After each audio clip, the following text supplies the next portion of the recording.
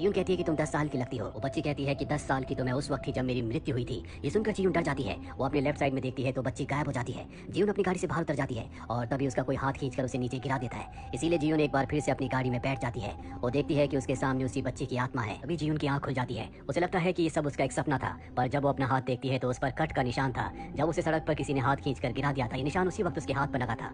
अब जीवन अपने डॉक्टर के पास जाती है और उन्हें बताती है कि कुछ दिनों से मेरे साथ बहुत अजीब अजीब घटनाएं हो रही हैं। मुझे अजीब अजीब से विजन्स आते हैं और जब मुझे होश आता है तो मैं कहीं और होती हूँ। डॉक्टर कहती है कि ऐसा पहले भी बहुत सारे लोगों के साथ हो चुका है। वहीं हमें डिटेक्टिव की को दिखाया जाता है। पोस्टमार्टम की रिपोर्ट के लिए डॉक्टर के पास आया होता है। डॉक्टर से बताता है कि जिस चाकू से पब्लिशर को मारा गया था, उस चाकू पर खुद पब्लिशर की उंगलियों के निशान थे और जिस वक्त उसका कत्ल हुआ था उस वक्त ऑफिस में उसके अलावा कोई भी नहीं था। इसका मतलब उसने खुद अपने आप को मारा है। लेकिन की को उसकी बातों पर विश्वास नहीं आता। इसीलिए ऑफिस में आने के बाद वो उसी कॉमिक्स बुक को पढ़ता है जिस कॉमिक्स बुक की स्टोरी के हिसाब से पब्लिशर को मारा गया था। और जब वो उसका क्लाइमेक्स पढ़ता है तो पूरी तरह से हैरान हो जाता है। वहीं दूसरी तरफ हमें जीवन को दिखाया जाता है जिसके घर की डोरबेल बजती है और जब वो बाहर जाती है तो वहाँ पर पब्लिशर होती है जिसकी मृत्यु हो चुकी है, जिसके लिए जीवन कहानियां लिखा करती थी। लेकिन जीवन को नहीं पता कि पब्लिशर की मृत्यु हो चुकी है, इसीलिए उसके आने से उसे हैरानी नहीं होती। पर जब वो पलट कर देखती है तो उसका पूरा चेहरा खून से लथपथ होता है, जो देखकर वो डर जाती है और ठीक उसी वक्त उसकी नींद खुल जाती है। यानी कि वो ये सपना देख रही थी। कुछ देर बाद यहाँ पर की अपने साथी के साथ आता है और जीवन से कहता है कि पब्लिशर की मृत्यु हो चुकी है और उसकी मृत्यु ठीक उसी कहानी के कैरेक्टर की तरह हुई है जो कहानी तुमने उसे आखिरी बार भेजी थी। क्या तुमने उस कहानी को किसी और को भी भेजा था? जीवन कहती कि मैंने उस कहानी को किसी को नहीं भेजा। की कहता है कि उसने आखिरी बार तुम्हें कॉल किया था, पर जीवन साफ साफ मना कर देती है। वो कहती है कि मेरा फोन उस वक्त बंद था। एक और उसके साथी को कुछ समझ नहीं आता कि ये क्या हो रहा है। वहीं दूसरी तरफ हम एक आदमी को दिखाया जाता है जो डेड बॉडीज को उठाता है और आज वो डेड बॉडी उठाने के लिए आया होता है और तभी वहाँ पर रखा हुआ टैबलेट अपने आप ही अनलॉक हो जाता है जिसमें कॉमिक्स होती है। जब उस कॉमिक्स को देखता है तो ये उसी की कहानी है। दरअसल आज से 5 साल पहले उसने अपनी पत्नी को मार दिया था। ये कॉमिक्स देखकर वो हैरान हो जाता है। वो जल्दी से यहाँ से निकलना चाहता है लेकिन तभी डेड बॉडी उसे पकड़ लेती है और उस जगह डाल देती है जहाँ पर डेड बॉडीज को रखा जाता है। वहाँ पर उसकी पत्नी की आत्मा आती है जो अब उसे मारना चाहती है। दूसरी तरफ हमें जीवन को दिखाया जाता है जो इसी कॉमिक्स को देख रही होती है और अब उसे भी शक होता है कि कुछ न कुछ एक बार फिर से गड़बड़ होने वाली है। इसीलिए वो हॉस्पिटल में पहुंच जाती है, पर इससे पहले कि वो उस आदमी को बचा पाती उसकी पत्नी की आत्मा उसे मार देती है। ही किसी वक्त की भी यहाँ पर पहुंच जाता है और अब की को लगता है कि जीवन ने इस आदमी को मारा है, इसीलिए उसे पकड़कर अपने साथ ले जाता है और उससे पूछता है कि जो भी तुमने कॉमिक्स में लिखा है हूबहू वैसे लोगों को मारा जा रहा है, इसका मतलब ये है कि तुम एक कातिल हो। जीवन कहती है कि मैंने किसी को नहीं मारा। 1 साल पहले मैंने कहानी लिखी थी जो बहुत ज्यादा प्रसिद्ध हुई थी, लेकिन उसके बाद मुझे कभी किसी कहानी का आइडिया नहीं आया। पर एक दिन मुझे एक मेल आया जिसमें बहुत सारी फोटोज थी और उन्हीं फोटोज के हिसाब से मैं अपनी कहानियां लिखने लगी जो कि लोगों को बहुत पसंद आने लगी। वो मेल मुझे कौन करता है मुझे इस बारे में कुछ नहीं पता और अब सबको यही लगता है कि जो भी जीवन को मेल करता है वही असली कातिल है। आईपी एड्रेस से उस लोकेशन का पता लगा लेते हैं। इनके पास एक बच्ची का केस भी आता है जिसका नाम सीओ है जो कुछ सालों पहले गायब हो गई थी और उसकी आखिरी लोकेशन वही घर होता है जहाँ से जीवन को मेल आया करते थे। अब वो इस केस की और भी इन्वेस्टिगेशन करता है और की को पता चलता है कि आज से 5 साल पहले जीवन उसी घर में रहा करती थी।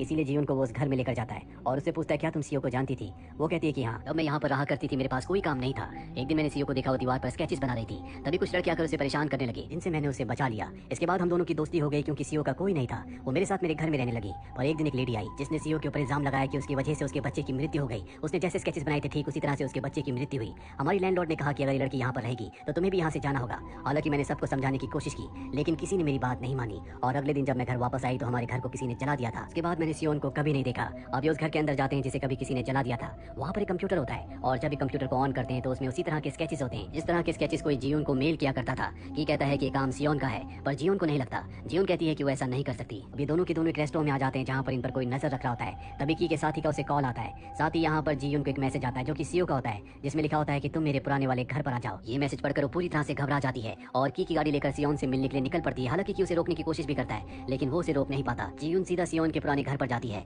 जब वो चारों तरफ देख रही होती है तभी उस पर कोई हमला करता है जिससे वो बेहोश हो जाती है। वहाँ की भी परेशान होता है कि जीवन कहाँ चली गई। वो अपने साथी को कॉल करता है। उसका साथी कहता है कि वो कहाँ जा सकती है, अभी कुछ वक्त पहले वो तुम्हारे साथ रेस्टोरेंट में थी। ये बात सुनकर की को उस पर शक हो जाता है क्योंकि की ने उसे नहीं बताया था कि जीवन उसके साथ रेस्टोरेंट में थी। इसीलिए वो उसकी लोकेशन से उसे ट्रेस करना शुरू कर देता है। हमें की के साथी को दिखाया जाता है जिसकी गाड़ी में पीछे जीवन बेहोश होती है, यानी कि उसी ने जीवन को मैसेज करके बुलाया था। अब वो जीवन को एक सुनसान जगह पर ले जाकर चेयर से बांध देता है। जब जीवन को होश आता है तो उससे पूछता है कि सियोन कहाँ है। इसके बाद वो उसे एक स्केच दिखाता है जो छोटी बच्ची का होता है और कहता है कि मुझे पता है कि तुमने और तुम्हारी साथी सियोन ने मिलकर बनाया है। ये स्केच उसी बच्ची का होता है जिस बच्ची की आत्मा जीवन को मिली थी जिसकी उम्र 10 साल थी, जो 6 साल पहले एक एक्सीडेंट में मारी गई थी। और यहाँ से कहानी फ्लैशबैक में जाती है। यहाँ पर हमें दिखाया जाता है कि की का साथी जिसने जीवन को किडनैप किया है, कई साल पहले जब उसने नया नया पुलिस फोर्स ज्वाइन किया था उस वक्त उसकी शादी भी होने वाली थी और एक रात को गलती से एक बच्चे का एक्सीडेंट कर देता है। हालांकि वो उस बच्ची को बचा सकता था लेकिन अगर उसके ऊपर पुलिस केस हो गया तो उसे अपनी पुलिस की जॉब से हाथ धोना पड़ेगा, जिसके बाद उसकी शादी भी नहीं होगी और वो उस बच्ची को नहीं बचाता। और ये वही बच्ची होती है जिसका स्केच प्रेजेंट टाइम में उसके हाथ में है, जिसकी आत्मा से जीवन मिल चुकी है और अब उसे ऐसा लगता है कि उसकी कहानी भी दुनिया के सामने कॉमिक्स के रूप में आ जाएगी जिससे वो पकड़ा जाएगा। इसीलिए जीवन और सियोन दोनों को मारना चाहता है इससे पहले कि वो जीवन को मारता। यहाँ की लाइट अपने आप ही चली जाती है और उस बच्चे की आत्मा यहाँ पर आ जाती है जिसका एक्सीडेंट उसने आज से 6 साल पहले किया था। यहाँ पर अब की भी आ जाता है जो देखता है कि जीवन को बांधा हुआ है और तभी वो देखता है कि उसका साथी वहाँ सामने बैठा है जिसके हाथ में गन है। ये अपने साथी से कहता है कि गन नीचे रख दो। उसका साथी कहता है कि मैं ये खुद नहीं कर रहा, बल्कि उस बच्ची की आत्मा मुझसे करवा रही है। और तभी गोली चल जाती है और उसके साथी की मृत्यु हो जाती है। ये अपने साथी की मृत्यु से बहुत ज्यादा परेशान होता है और जब वो अपने ऑफिस में बैठा होता है तभी उसकी कोलीग वहाँ पर आती है, जो की को वही स्केच देती है जो उसी बच्ची का है जिस बच्ची का एक्सीडेंट की के साथी की गाड़ी से हुआ था। ये जब स्केच को ध्यान से देखता है तो उसे याद आता है कि इसी तरह के कैरेक्टर की कॉमिक्स जीयून ने लिखी थी और अब उसे जीयून पर पूरा शक हो जाता है। वहीं जीयून को दिखाया जाता है जिसे एक बार फिर से मेल आता है और जब वो उस मेल को खोलती है तो इस बार कॉमिक्स में चित्रों में उसी की कहानी होती है। इस कहानी में सियोन की कहानी का भी जिक्र होता है। जब सियोन बहुत छोटी थी तो उसे स्केचेस बनाने का बहुत शौक था। उसकी मॉम की मृत्यु हो चुकी थी और एक दिन उसके पिता उसे घर से निकाल देते हैं क्योंकि उनका ये कहना था कि सियोन उसे उनकी पत्नी की याद दिलाती है। और यहाँ पर हमें सियोन के पिता को दिखाया जाता है जो वही आदमी होता है जिसने अपनी पत्नी को मारा था, जो हॉस्पिटल से डेड बॉडीज को उठाने का काम किया करता था। इस कहानी में सियोन ने यह भी बताया होता है कि जब वो छोटी थी उसके पिता ने उसे घर से निकाल दिया था। इसके बाद उसे आत्माओं की आवाज सुनाई देने लगी,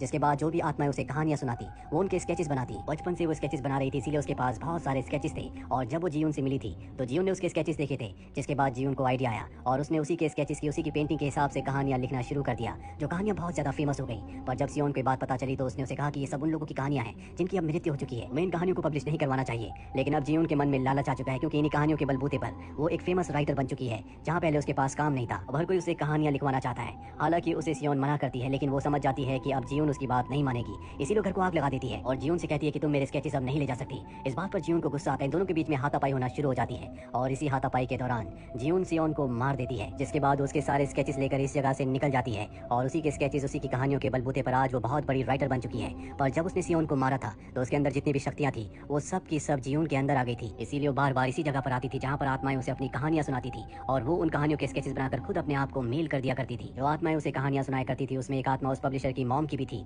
जिसकी सबसे पहले मृत्यु हुई थी। दरअसल उसकी मॉम की जब मृत्यु हो रही थी तो उसने अपनी मॉम को नहीं बचाया था, इसीलिए उसकी मॉम की आत्मा ने उसे मार दिया था। दूसरी कहानी थी सियोन के डैड की जिसने अपनी पत्नी को मार दिया था और सियोन को घर से निकाल दिया था, इसीलिए बाद में उसकी पत्नी की आत्मा उसे मारकर अपना बदला ले लेती है। और तीसरी कहानी उस बच्ची की थी जिसे की के साथी ने गलती से एक्सीडेंट में मार दिया था। हालांकि उस वक्त उसे बचा सकता था लेकिन उसने ऐसा नहीं किया, इसीलिए उस बच्ची की आत्मा ने अपना बदला लेने के लिए उसे मार दिया था। और अब जीवन उसी घर में होती है जहाँ पर कभी वो सियोन के साथ रहा करती थी, जहाँ पर आग लग गई थी। यहाँ पर इंस्पेक्टर की भी आ जाता है क्योंकि उसे जीवन पर शक है। इससे पहले कि जीवन को गिरफ्तार करता, जीवन उस पर हमला करके उसे जख्मी कर देती है। ये कहता है कि तुमने जो मुझे पहले अपनी कहानी सुनाई थी वो झूठी थी, तुमने सबको मारा है। जीवन कहती कि मैंने किसी को नहीं मारा, जितने भी लोगों की मृत्यु हुई है उन्होंने कभी न कभी किसी न किसी को मारा था और उन्हीं की आत्माओं ने अपना बदला लेने के लिए उन्हें मार दिया। मैं तो सिर्फ उनकी कहानियां लिखती हूँ और तुम भी दूध के धुले नहीं हो। और इसके बाद दीवार पर अपने आप स्केचेस बनने लगते हैं और यहाँ पर हमें पता चलता है कि जब अपने साथी को बचाने के लिए उसके पास गया तो उसने उसके हाथ से गन ले ली थी और गलती से की से गोली चल गई जिससे उसके साथी की मृत्यु हो गई। की ने गन से अपने फिंगरप्रिंट्स को मिटा दिया और गन एक बार फिर से अपने साथी के हाथ में पकड़ा दी ताकि ऐसा लगे कि खुद उसने अपने आप को मारा है। इस पूरी कहानी के स्केचेस अपने आप ही दीवार पर ड्रॉ हो रहे होते हैं, यानी कि अब की बारी है।